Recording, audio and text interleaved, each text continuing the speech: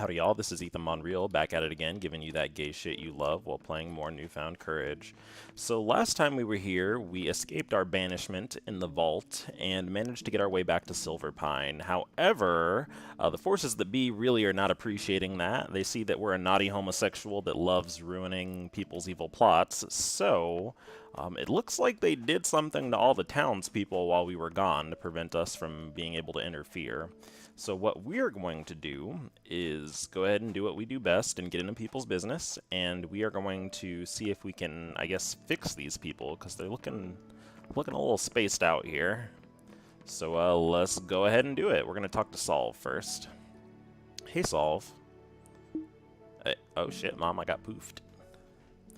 So, by this point that I'm recording this, I have already beaten this game several times. So I already know what's going to happen, and we're just going to roll with it. I'm not going to try to spoil things too bad, but my goal here is to basically do a quick recap, because I know a lot of y'all probably are having trouble telling what the hell is going on in this game, and I'm going to just try to lay it down for you. Sound good? But anyway, it's Nora. She's inside, I guess, what looks like to be Solve's mind. Nora, are you okay? I'm so tired. She's been saying that for ages now. Solve, what's going on? Well, M sent us here somehow. Anyway, Mom started to build that bridge down there, but as soon as she started, she got really tired. Do you think you could try to finish it? I'll do my best. Alright. So this segment of the game is basically... I'm deciding how much I should just tell y'all off the bat. Basically, in this segment of the game, we're going into each of the townspeople's minds and basically doing a little mini game or doing something basically to help them basically be coherent in the waking world. Basically, I would say they're kind of like not quite hypnotized, but they're trapped in their own minds and they have to overcome some sort of issue that they were facing or some sort of problem that they faced in the past in order to be wakened back up.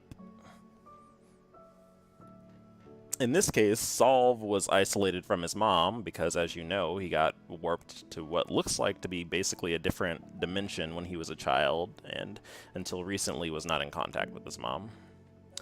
How are you feeling, Mom? I'm still so tired. Is there wine? Seriously? Right? She hasn't seen me for years and she wants wine. I'm so tired. Okay, fine, I'll look for wine. There was some over on my side of the rift. Alright, I guess we're gonna go on a wine run for her. That's how she powers back up. That's basically her E-tank. It'd actually be a pretty woke plot reveal if everyone was just fucking robots. Oh my goodness. Alexander, you found wine. And my son. How could I ever thank you? And I got poofed out. Wait, where'd he go? Were you scared? Sometimes. I set a plate for you every time I ate. That seems wasteful, I know. I saw your lanterns, but I didn't know they were from you. I thought you'd given up on finding me. Never. Not for a second. I love you, Mom. I love you too, and I'm so happy we're together. Now let's get stuck into this wine. It'd have been funny if there was like a big old cork popping sound effect there. We pop in the biggest bottles. So basically a quick recap of that. Again, Nora and her son Solve, this person right here, were separated from a while. He got sucked into another dimension. That's basically him reconciling his memories of being separated from his mom. And we fixed it, because now everything's good. So now we gotta move on to the next person. Hello, Peggy. So this one's actually a pretty good explanation of several of the things in the game, if you're really paying attention.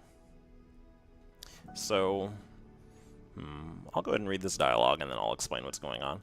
Alexander, did M trap you in here too? I don't know how I got here. No matter, I need your help. Not again. What is it? Everything is fading away. And Peggy is fading with it. Please, Alexander, you have to help her. There are books hidden in this world. Collect them and put them in these shelves. It's her only hope. So, here's my quick explanation of this. So, this basically kind of confirms what I was talking about before. In this game's universe, basically, people's memories can be stored as books, and that those books have powers related to that memory. So in this case, we need to physically find these books to put this person's memory back together. However, it looks like they're actually fading, so we need to be getting these books as quickly as possible before her memories completely fade. Hey, look, a switch. Wonder what that did. Hello? There's nothing here. There's nothing in here but cheese. Good cheese. I might take this box with me. So what we're seeing is basically this stuff is fading away along with her memories. And these basically look a little bit like they're a snippet of some part of her life. The thing is Peggy is one of the more mysterious characters. By the time we meet her for the first time, her memories are already going, so we don't really know her backstory. And I think that that was actually a kind of smart way of helping people become aware of like what really is going on in the universe, because they don't really spell it out too explicitly. But again, basically books are memories. That's all you need to really remember here. And we're shoving them back in here. So she got one of her memories back. On Sundays, we'd start the day drinking coffee in bed. Just the two of us. Perfection. Oh goodness, it's working. We'd make pancakes for breakfast. My goodness, we'd make such a mess. Blueberry for me, banana for you. And they're fading. Oh no, they're fading again. Please keep trying. So this is something that's confusing me a little bit. We know that Peggy is having issues with her memory. And it's never explained if this is like something magical or technological, or it's just because she's old. Because it's implied that she's the wife of Stanley, and he's also pretty old himself. So I don't know if this is just natural, like, this is basically just what happens when you get old. Your memories are fading and she's becoming senile, or if it's something that someone did to her. Okay. Hey, another book, beautiful. And, actually, you know what? We need one more book, right? Let's, what else did we check here? Why would you need a whole stall just to sell eye patches? There's nothing here. Part of Peggy's backstory is that she is an adventurer also, and she's explored the lands outside of Silver Pine, which is, like, apparently not really allowed. So that also might be related to her memory loss, that's just something that happens when you leave this place, but I'm not, again, too sure. We'd walk through the market, taking our time to look at anything that took to us. We were never in a rush. In the afternoon, we'd go for a walk with the sunset. She's nearly back, I can feel it. Sundays were always my favorite days. I wish I'd spent every one with you. I'm sorry we spent so much time apart. But you know, I don't regret it. We let each other grow. It felt important at the time. Looking back, I'm so glad we did it. We are so lucky that we'll have something to miss. And we solved our memory problem, however, it wasn't permanent, and this time they're just all gone. She's really gone this time. I guess this is another good point to talk a little bit about what's going on here. Also, y'all are probably wondering where the hell I've been. I went 2 months without making a video, and the answer is I've been busy being gay and depressed and working, so you got your answer, buds. But I guess I'll explain a bit more about the game. So, actually, I'll do it after this segment, or maybe I could weave it in here. Oh, Alexander, you're here. Can you help me? Every time I pick up something, I feel so drained. Maybe if all of Heather's stuff was gone, I'd feel better. It's taking all of my energy just to stand up. So first we'll do a quick recap on Marge. So Marge is an older lady in the town we live in, Silverpine, right? Who runs a candy store. It turns out that she was romantic partners with the lady who ran the flower shop, and as she got older, she started dressing up as her former romantic partner because she passed away, and so she started dressing as her and assuming her personality. And so now we're basically confronting that. Actually, there's some more stuff to get rid of. And through our interaction with her, we learned that people, when their memories are stored as books, actually can live on as kind of like ghosts, basically, that like are basically a slice of that specific memory, if that makes sense. So that's actually also a pretty important plot point, and we'll get back to that in a bit. Why do I feel so tired still? I know, it's these clothes. That's it, they're coming off. Oh goodness, please don't. And so she's going to turn back into her normal outfit. So that's what she looks like normally when she's not wearing Heather, her former romantic partner's clothes. Is it safe to open my eyes again? Will it ever be safe to open my eyes again? Don't be such a prude. You can open your eyes now. Phew. I feel a little bit better. I'd forgotten all about that room. Why in otherwhere was that hidden? Don't worry about it. Aren't you coming? Only if you promise to keep your clothes on. Nah. Alright. Well then, at least she has a sense of humor still, despite the situation we're in. Huh. It's all still here. Oh, she kept her copy. I always thought she'd thrown it out. An artist came through town and painted us together. That was before our last fight. You know what, Alexander? Im's got me all wrong. Heather and I, we loved each other. She might be gone now, but we are at peace. I don't need to throw her away. I'm fine.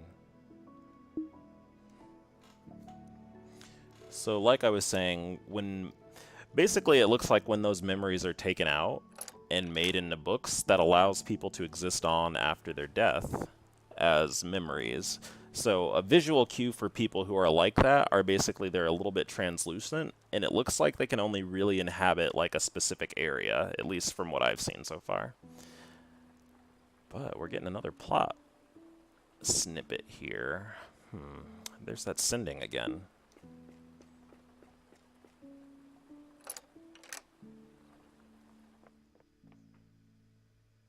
There must be something up there. Or someone. This room actually looks like the vault a little bit. Or at least part of it. Oh.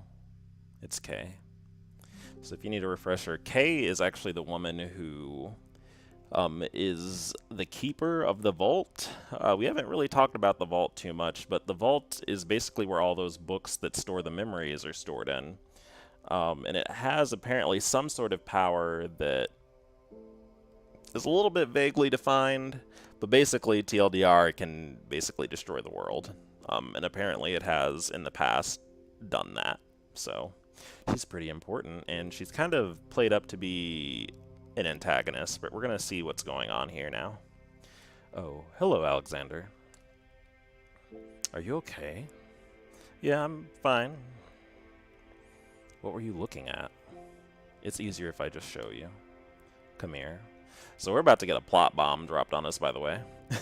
Don't worry. I don't bite. Anymore. A pretty big plot bomb, and this explains also a lot of what's going on in the story here.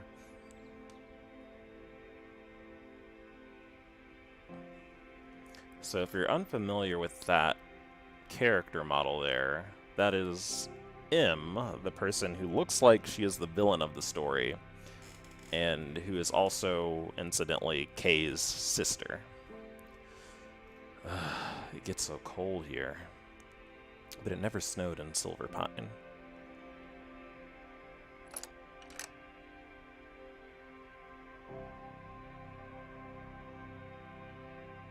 Kay, that's M. Where is this? Shouldn't we go stop her? Keep watching. You need to see what happens next.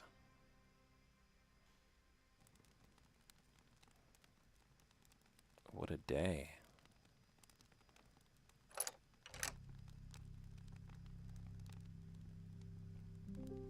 You're here early. We're pacing. Okay. We're still pacing. Okay. We're triple pacing. Okay. What's wrong? I've made up my mind. Let's do it. If we have a boy, I want him to be called Jaro. And if it's a girl, we should call her Kay.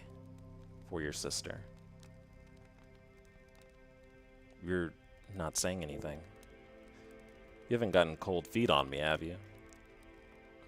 No, not at all. I want to, but I just can't believe how much I love you. I love you too. She's so normal and so happy. I don't understand. Why does she want to hurt everyone? She doesn't. It's her memory. A decade ago, my sister stole a book. She was going to use it to create a new vault. One that would help more people. Only, it went wrong. Of course it went wrong. The book she took manipulated her. When we eventually stopped her, she left, and she said she had to. And now, for the first time, she's happy. I know I should be happy because she's happy, but I wish she could have been happy here. How was she able to move on without me in her life? I've never been able to forget about her. She's my sister. Do you have a sister? Yeah, I do. Could you just forget about her? Never. Then you understand. Why doesn't she? I missed her so much. And because I missed her, I made the same mistake. I stole a book from the vault. I thought it could contain its power in Dead World. Then I'd have my sister back. I had it contained, I swear I did. But when you got here, it all went wrong. It keeps getting stronger. Your sister never forgot about you. Because her partner wants to name their child for me. It means she speaks about you. If she really cared, she wouldn't have left. She can keep her empty gestures. I just want my sister back. I need her help. You should go. I need time to think. The town needs your help, Kay. So I'm going to give a quick summary of that, because that might have been a little confusing, right? So basically what's happening is that the vault and the stuff around it is kind of the background for interpersonal drama, right? So what happened is Kay is the vault keeper. In the past, her sister, M, wanted to use the vault to create another vault to use the power that is contained within it to help other people. However, Kay knew this was a bad idea because vaults have a habit of destroying the entire planet. Right. So they stopped her, and then after that, M left and went on to start a new life outside of Silverpine, leaving her sister behind. Because Kay, the current vault keeper, had access to the vault and the books within it, she used a book containing the memories of M to create a copy of M. So she basically created a copy of her sister using the vault, or one of the books in the vault, right? And so this copy is actually the main villain of the game, right? Not the actual sister. And that is the big plot reveal, is that basically Kay created this entire problem herself by basically having family drama, TLDR. She created a copy of her sister from the time where her sister wanted to create another vault, and so now the memory is pathologically just going after that goal because it's a memory of that specific point in time. So now we have to deal with that, and that is a little bit unfortunate for our gay asses because she is hell bent on just creating this additional vault. But we're going to stop her. We're the main character. That's our job. And what I'm going to do is stop this video because I've been recording for like 20 minutes or so. And we'll just start a next part after this. Sound good? Thumbs up. So in the meantime, in between time, I'm Ethan Bonreal, and I am turning off this fucking video.